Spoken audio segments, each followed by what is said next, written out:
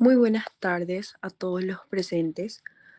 Les presentamos la videoconferencia Hipertensión Arterial, Diagnóstico y Tratamiento, organizada por la Sociedad Científica de Estudiantes de Medicina de la Universidad Nacional del Este, avalada por Repsi Felsocent y SCOMI IMSA Paraguay, a cargo de la disertante doctora Verónica Mayans. La doctora Verónica Mayans es médica graduada de la Universidad Nacional del Nordeste, especialista en cardiología por el Instituto de Cardiología de Corrientes, Argentina, miembro de la Sociedad Paraguaya de Cardiología, médica del Servicio de Cardiología del Instituto de Previsión Social de Ciudad del Este, médica del Servicio de Cardiología del Hospital Regional de Ciudad del Este. Doctora Mayans, muy bienvenida. Muchas gracias por su tiempo y predisposición.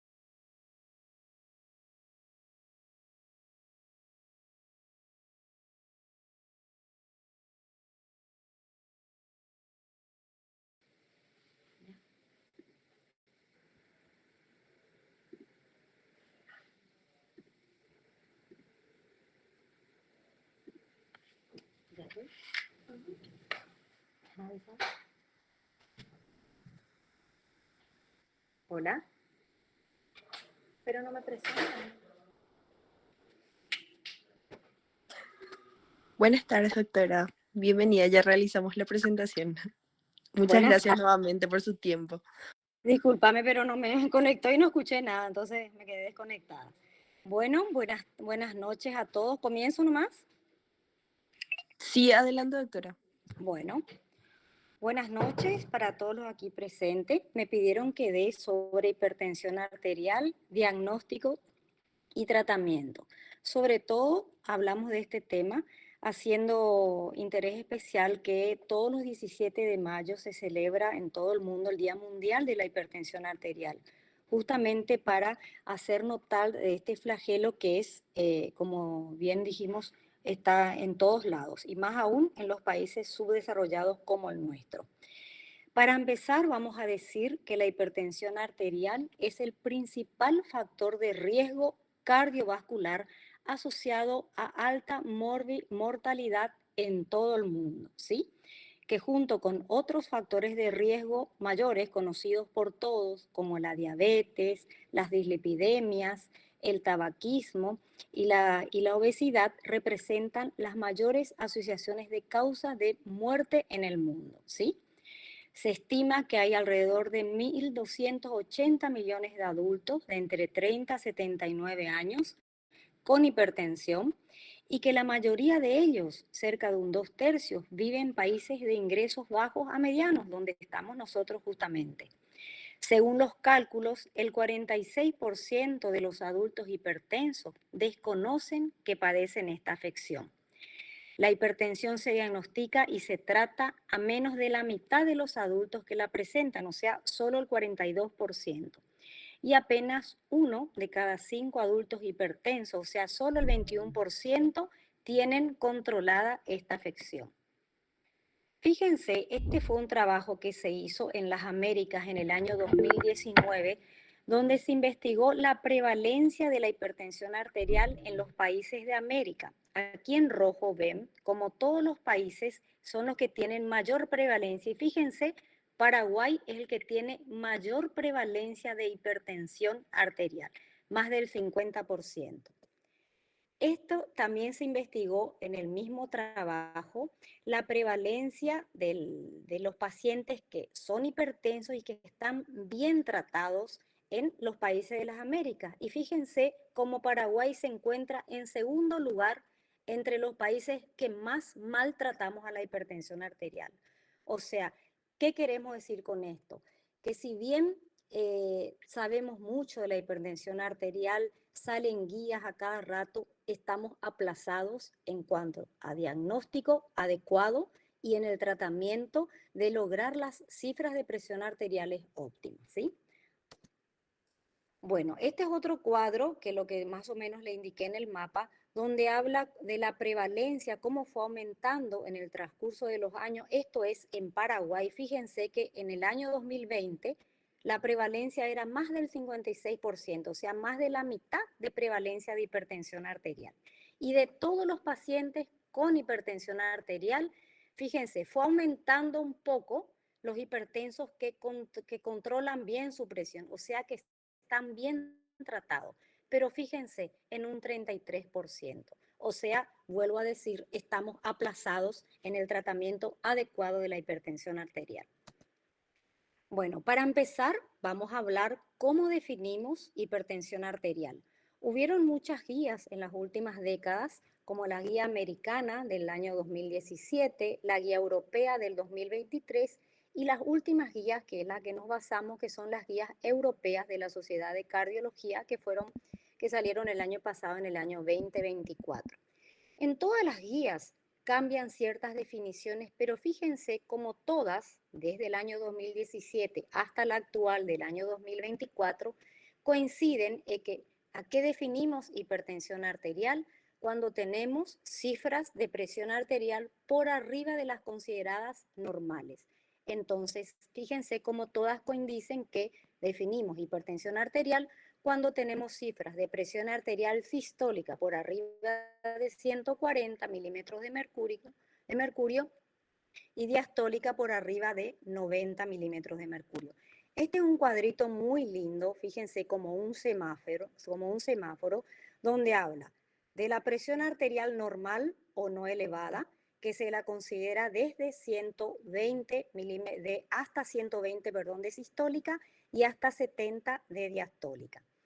En amarillo, donde tenemos que tener precaución, donde se considera una presión arterial sistólica de 120 hasta 139 y diastólica de 70 hasta 89, ¿sí?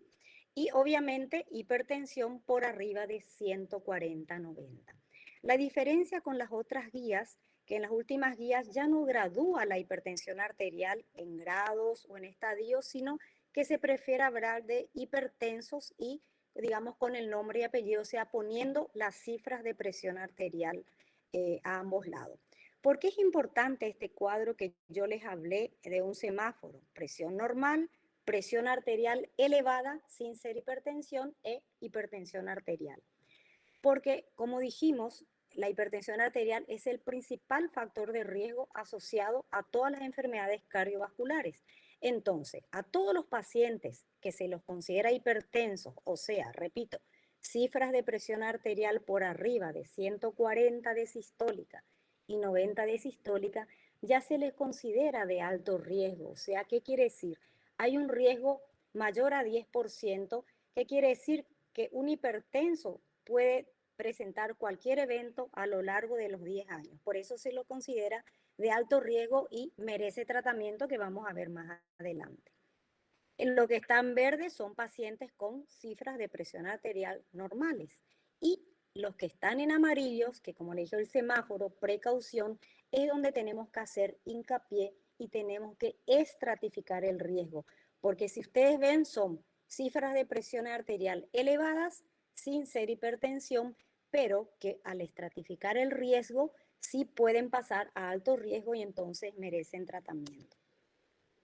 Entonces, ¿cómo y cuándo estratificamos el riesgo cardiovascular en un paciente hipertenso? Primero que nada, tenemos que determinar si hay situaciones clínicas definitorias de alto riesgo cardiovascular. ¿Qué quiere decir? Un paciente que tiene, ejemplo, una presión arterial elevada sin ser hipertensión. Por ejemplo, recuerden que dijimos que era de 120 a 139 y diastólica de 70 a 89. Tiene 135-85. En teoría, no es un paciente todavía con cifras de hipertensión arterial, pero en ese grupo tengo que ver, primero, si hay una situación de alto riesgo. ¿Qué quiere decir? Una enfermedad asociada cardiovascular, sea cardiopatía isquémica, insuficiencia cardíaca, si es diabético, si tiene insuficiencia renal, entonces esas, o si tiene daño de órgano blanco, entonces obviamente esas hacen que sean situaciones de alto riesgo y ya le merece tratamiento, que vamos a ver más adelante. Ahora bien, si en ese grupo, acuérdense la franja amarilla, presión arterial elevada sin ser hipertensión, no presenta una situación clínica definitoria de alto riesgo, o sea, no tiene una enfermedad asociada, tenemos que calcular el riesgo cardiovascular. ¿Y cómo lo hacemos? Existen diferentes scores, que hay los scores europeos, que son el score 2 y el score 2 OP, que ahora les voy a mostrar, el score 2 diabético, el ACVC, que es el americano, y el último score, que es el GEAR score, que es el que nosotros, los latinos, más manejamos, porque es el que se adecua a nuestra realidad. Ahora les muestro cómo se calcula. En estas distintas escalas de riesgo, tenemos que ver si mi paciente que tiene, acuérdense, cifras de presión arterial elevadas, sin ser hipertensión, por las diferentes calculadoras del riesgo, me sale un riesgo mayor a 10, entonces se le considera de alto riesgo y tengo que tratar. Ahora bien, si con estas diferentes calculadoras de riesgo me sale un riesgo relativo entre 5 a 10, uno puede ver si tiene lo que llamamos modificadores del riesgo. Por ejemplo, para que entiendan, una mujer con preeclampsia o eclampsia es una mujer joven que quizás me da un riesgo bajo en cuanto a edad, en cuanto a sexo, en cuanto a niveles de colesterol, pero al ser preeclampsia o eclampsia ya se me considera un alto riesgo por el hecho mismo de la enfermedad asociada. Esto es más o menos para entender bien, de por ahí ya le mezclé un poquitito, cómo definimos hipertensión. Acuérdense, en un paciente con presión arterial no elevada, ¿cuáles eran? Pacientes con presión arterial por debajo de 120/70. Básicamente no merece ninguna evaluación especial, se hacen controles, ¿sí? Por el otro extremo tenemos los pacientes hipertensos, aquellos que tienen presión arterial por arriba de 140/90. Confirmamos, después vamos a ver cómo, y como dijimos, ya se considera que tienen un riesgo cardiovascular alto y debemos tratarlo. Ahora veremos a continuación cómo lo hacemos. Y en este grupo que era, acuérdense del semáforo en amarillo, que es la presión arterial elevada sin ser hipertensión, que se definía como cifras de 120 hacia hasta 139 de sistólica y 70 a 89 de diastólica, es lo que una vez confirmado que sean hipertensos, debemos ver. Si tiene una enfermedad asociada de alto riesgo, acuérdense básicamente cardiopatía isquémica, o sea, antecedentes de infarto, insuficiencia cardíaca, si son diabéticos ya se le considera de alto riesgo, la insuficiencia renal, etcétera, ya pasamos directamente a tratarlo. ¿Por qué? Porque sabemos que tiene un riesgo alto. Si bien no tiene una enfermedad asociada, estratificamos el riesgo con las calculadoras de riesgo que ahora les indiqué, que ahora les voy a explicar cómo funcionan, y si me da de alto riesgo, tengo que tratarlo. Si me da de un riesgo bajo, puedo simplemente controlar. Estas son, no se ve muy bien, pero estas son las calculadoras de riesgo. Casi todas se basan en los mismos factores de riesgo mayores. Estas son las del Score 2, que es la europea, donde toman cuenta, fíjense, en esta, en vertical, están los niveles de presión arterial sistólica. Aquí están las edades, ¿sí? Arriba toman cuenta los niveles de LDL y si fuma o no fuma. Entonces, por ejemplo, un paciente, acá no se ve muy bien, de 65 años, que tiene una cifra elevada, que fuma, que tiene un colesterol LDL alto, yo uno y me va a dar el nivel de porcentaje. Dijimos, mayor al 10% se lo considera de alto riesgo y tengo que tratar, ¿sí?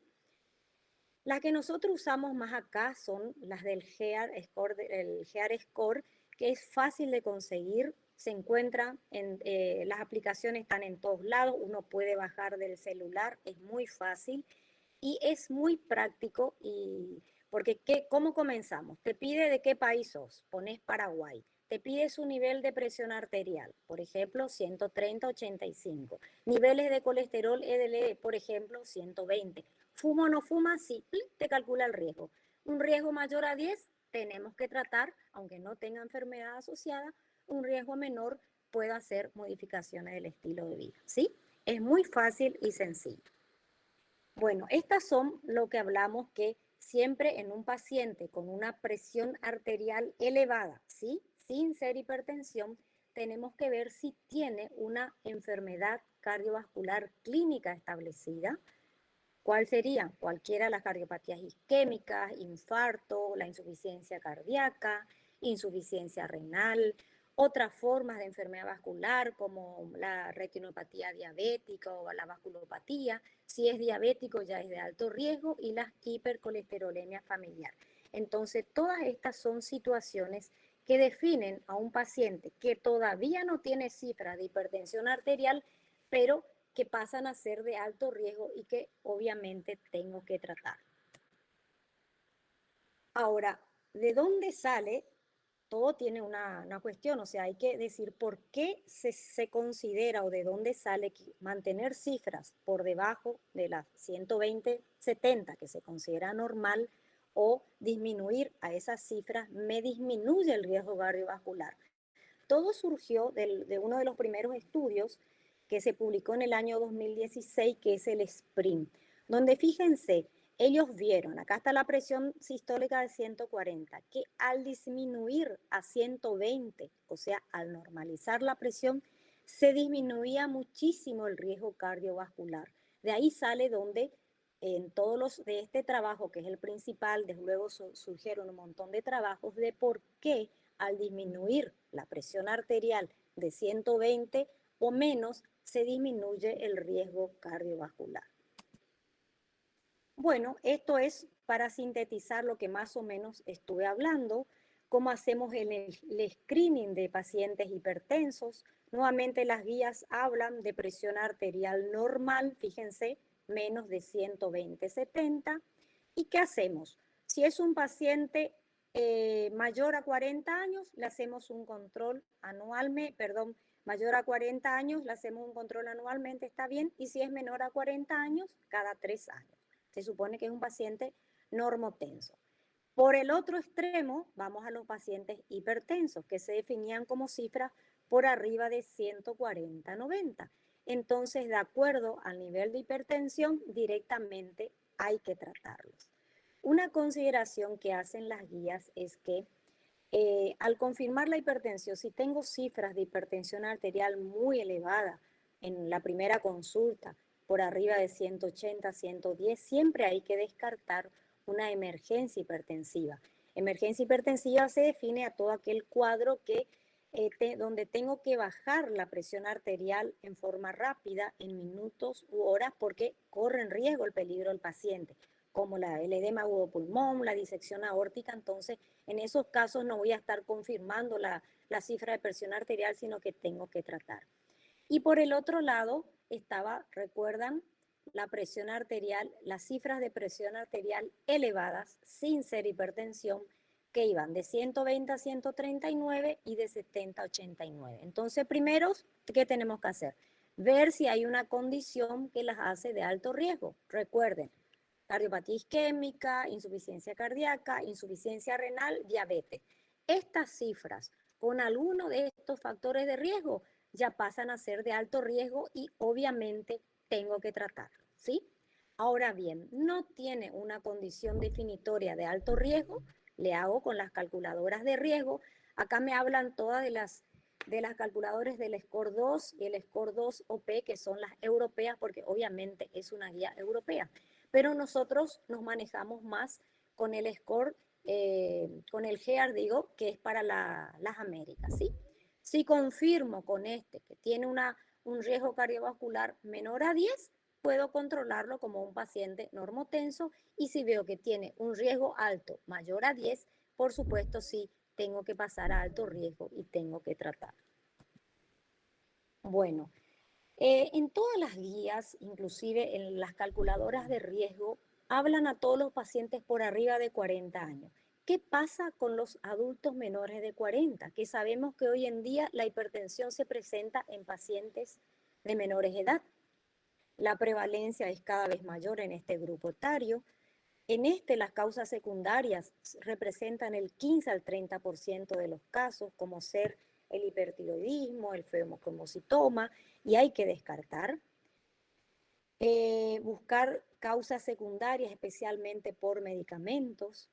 Existe una dificultad en establecer el riesgo cardiovascular porque lo que les expliqué, todas las guías, si ustedes veían, estaban por arriba de los 40 años y por debajo no tenemos guías o calculadoras de riesgo, entonces tenemos que adaptarlas. Y obviamente pensar en este grupo de pacientes que no porque son pacientes jóvenes, no debemos dejar de buscar un daño de órgano blanco, sobre todo en la presión elevada para definir el inicio de tratamiento. Bueno, ya definimos lo que es hipertensión arterial, cómo estratificamos el riesgo y ahora, ¿cómo hacemos el diagnóstico de hipertensión arterial?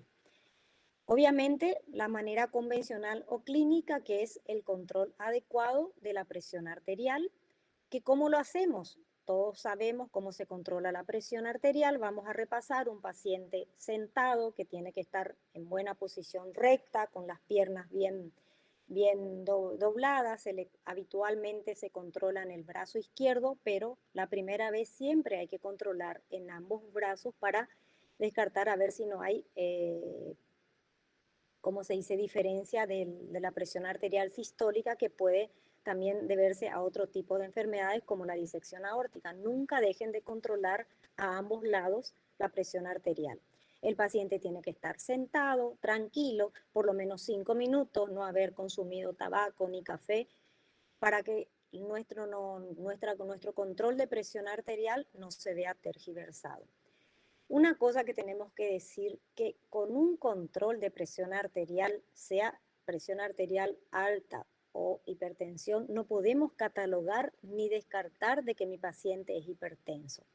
Tenemos que corroborar con algunos métodos. Lo que más utilizamos es el AMPA, que es lo que todos hacemos, porque es sencillo y barato, que es la automedición de la presión arterial. ¿Qué quiere decir? Le decimos, le viene a la consulta a un paciente que no tiene otra condición clínica, pongámosle su presión está a 150/90, está asintomático, no podemos decir que con ese solo control, con un control en el consultorio, el paciente es hipertenso. Lo que hacemos es decirle que se controle varias veces en diferentes horarios la presión y hacemos una media para saber si realmente maneja cifras de presión arterial normal, elevada o hipertensión. Y el mapa, que es el monitoreo ambulatorio. Esto es lo que hacemos casi todos en las guardias, en los consultorios. Si no tiene ninguna urgencia ni emergencia hipertensiva, le pedimos que se controle varias veces al día, durante la mañana, la tarde y la noche, por lo menos un mínimo de 3 días y que anote. Entonces, con esos resultados realmente nosotros podemos descartar la hipertensión de bata blanca que sabemos que tiene un alto porcentaje y que se presenta a las consultas. El otro método es el monitoreo ambulatorio de la presión arterial, que ya es un método más costoso, donde se le coloca un brazalete al paciente que va unido a un dispositivo y con esto se controla la presión arterial durante las 24 horas. O sea, un control diurno habitualmente ya viene estandarizado que los controles son cada 15 minutos, a la noche se espacian más, cada 30, y entonces nos da un control en 24 horas. ¿Cuál es la diferencia entre el AMPA y el MAPA? El AMPA obviamente es más accesible, prácticamente gratis, puede repetirse antes de cada consulta. Obviamente precisa entrenamiento, o sea, le tenemos que decir al paciente cómo se tiene que colocar, sentado, tranquilo, todo lo que le estuve diciendo para su control de presión arterial. Y obviamente es más variable en cuanto a los equipos. El mapa, que es el monitoreo ambulatorio, obviamente es más reproducible, toma mayor cantidad de mediciones, tiene menos chance de medir erróneamente. Acá, por ejemplo, tiene la ventaja de tener las mediciones nocturnas, que en el AMPA habitualmente no se hace, pues podemos descartar a la hipertensión enmascarada. ¿Qué quiere decir? Hay pacientes que durante la noche manejan cifras de presiones arterial elevadas o hipertensión. Y eso sabemos que se asocia con mayor riesgo cardiovascular y mayores eventos a la larga. Obviamente que es menos accesible porque tiene su costo. Habitualmente en los medios públicos no contamos, por lo menos acá en Ciudad del Este, y obviamente tiene ciertas molestias nocturnas porque acuérdense que durante la noche le va a controlar, se le va a insuflar y desinflar el manguito cada 30 minutos. Bueno, una vez que nosotros corroboramos que nuestro paciente tiene o cifras de hipertensión arterial o cifras de presión arterial elevada, tenemos que ver si nuestro paciente, acuérdense que dijimos, si tiene un daño de órgano blanco, si tiene una enfermedad asociada. Entonces, obviamente, ¿cómo hacemos la evaluación inicial de un paciente hipertenso? Una buena historia clínica, un buen examen físico, en una analítica completa donde le pedimos glicemia con hemoglobina glicosilada para ver si es diabético, que ahí, como dijimos, nos aumenta el riesgo cardiovascular, cómo está su colesterol para poder calcularle el riesgo cardiovascular, si tiene insuficiencia renal, que también nos aumenta el riesgo. Y entre los primeros estudios que son más accesibles a todos, le pedimos un electrocardiograma. Entonces, en el electrocardiograma nosotros podemos detectar si ya hay hipertrofia ventricular, que es el primer daño, digamos, de cardíaco a nivel de la hipertensión y que nos habla de que hay daño de órgano blanco y tenemos que tratar. Y obviamente después podemos completar con toda la batería un ecocardiograma, el mapa, ergometría, según sea el caso. Bueno, algo que tenemos que considerar que ya les dije, sobre todo si nosotros descartamos una emergencia hipertensiva, que en el consultorio se realiza el control de la presión arterial más bien como un tamizaje y seguimiento, ¿sí? La confirmación se prefiere en forma ambulatoria. Como dijimos, el AMPA, que es la automedición de la presión arterial, que es lo que habitualmente hacemos todo en consultorio, y lo que hacen guardia ya están empezando a hacer, o lo que hacen consulta, o bien el mapa. Y obviamente en los pacientes que tienen cifras por arriba de 180, 110, siempre se debe buscar y descartar una emergencia, y de encontrarlo, obviamente, vamos a tratarla y no esperar la confirmación por el AMPA o por el mapa.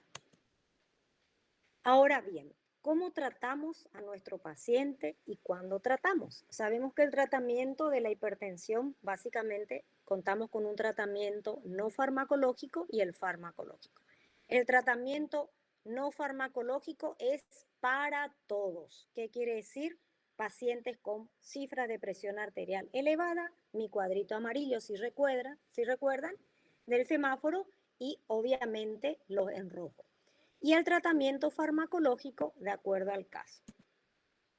Como vemos, tratamiento no farmacológico para todos. O sea, siempre debemos insistir en lo que llamamos hábitos saludables. ¿En qué consiste? Primeramente, la restricción de la dieta hiposódica. O sea, decirle al paciente no que deje la sal, porque nadie cumple y el que cumple a la larga deja todo y se vuelve peor. Entonces, restringirle el consumo del exceso de sal por día a menos de 2 gramos al día. ¿Cómo le decimos?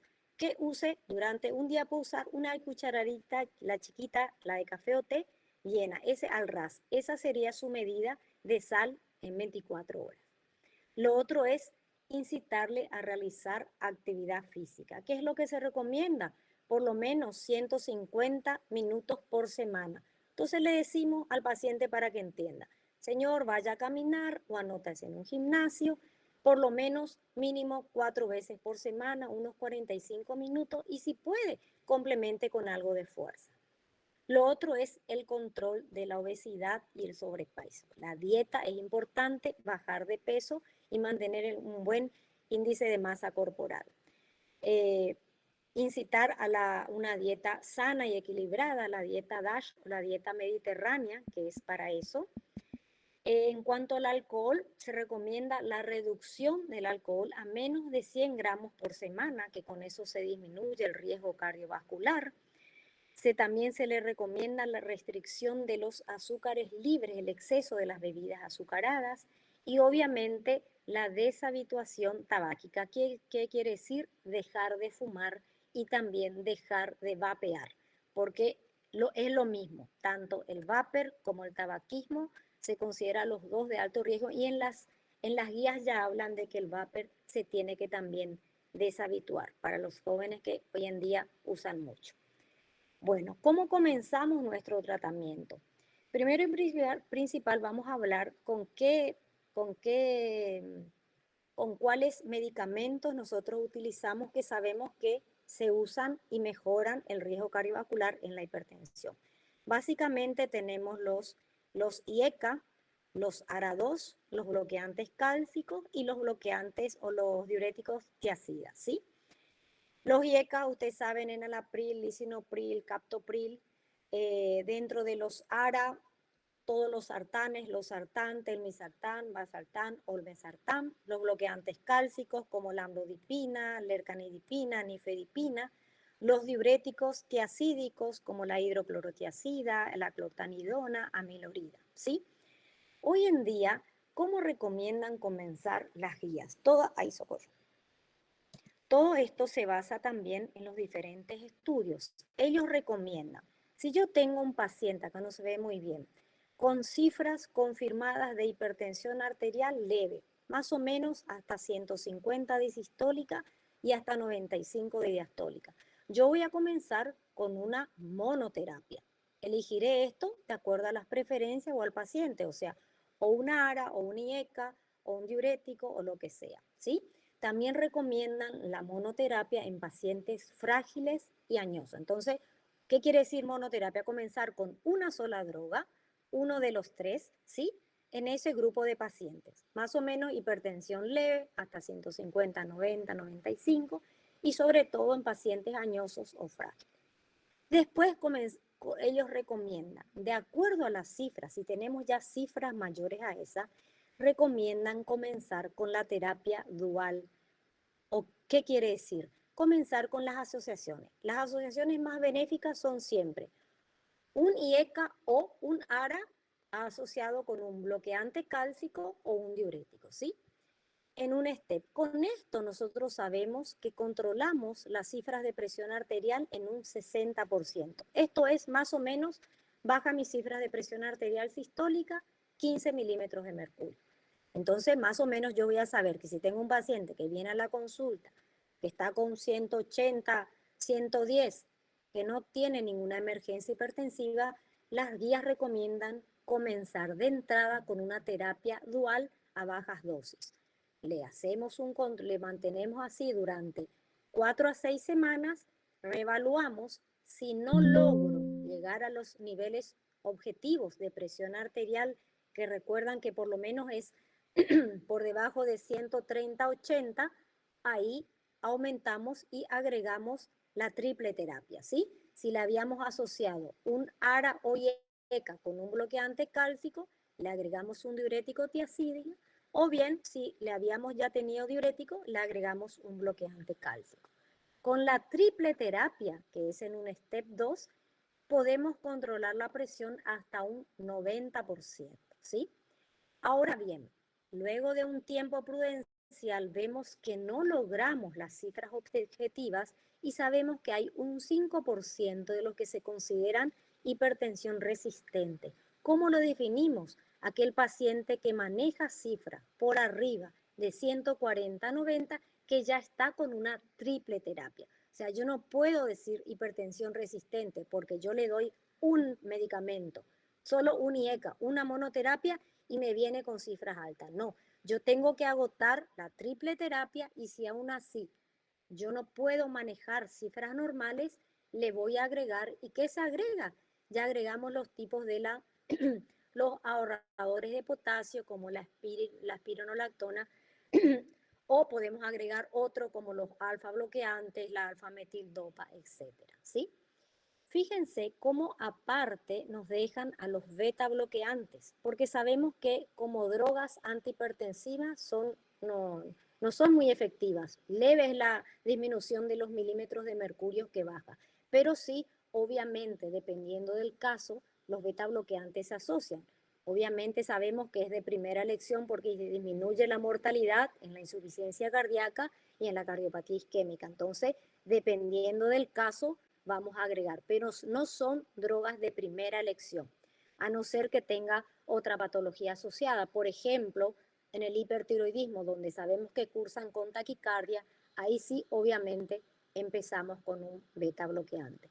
¿Y cuál es nuestra meta? Mantener la presión arterial por debajo de 140/90 y disminuir, obviamente, tratando de manejar hasta las cifras de presión arterial normales, que serían, recuerden ustedes, por debajo de 130/80, ¿sí? Otra cosa que le quería decir, que habla también las guías, es ¿qué usamos? Siempre son preguntas.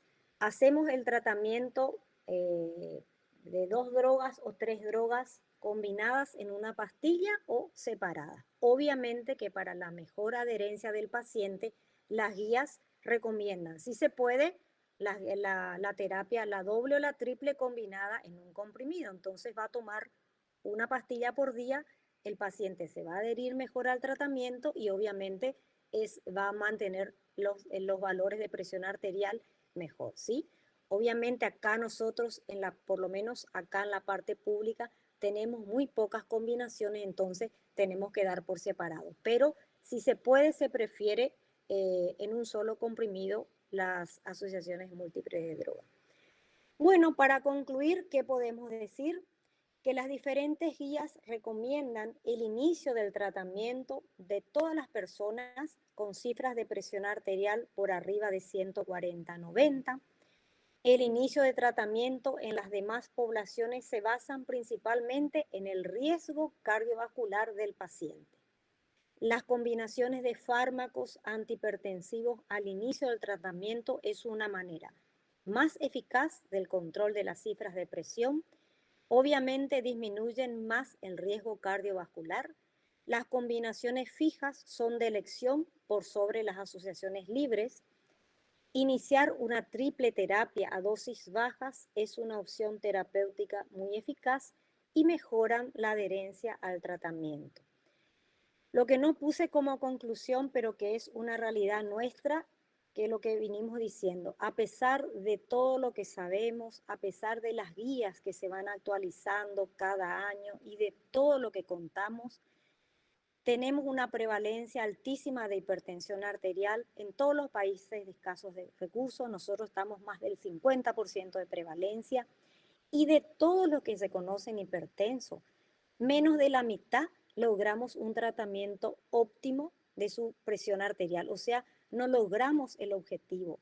Por eso es que digo que estamos aplazados. Por eso todos los 17 de mayo, que es el Día Mundial de la Hipertensión Arterial, trata de concientizar a la población en general para que se acerque, se controle la presión, porque en más de la mitad de los casos la hipertensión es asintomática y la única manera de conocerse es controlándose la presión arterial.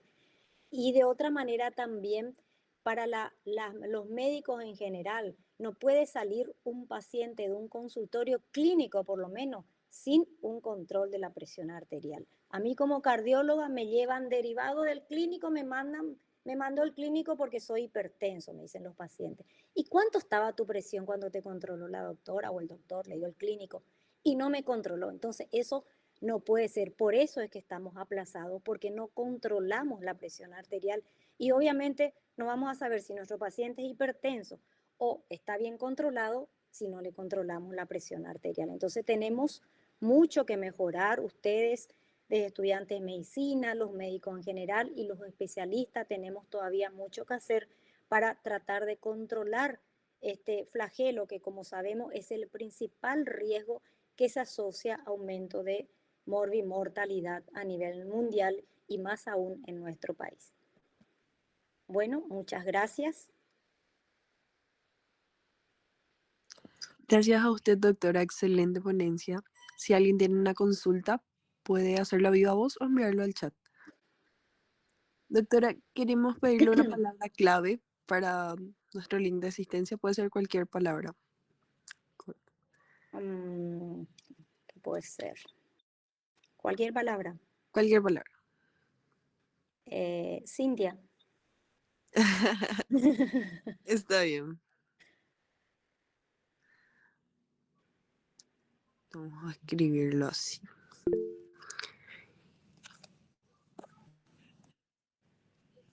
Voy a ver si hay preguntas.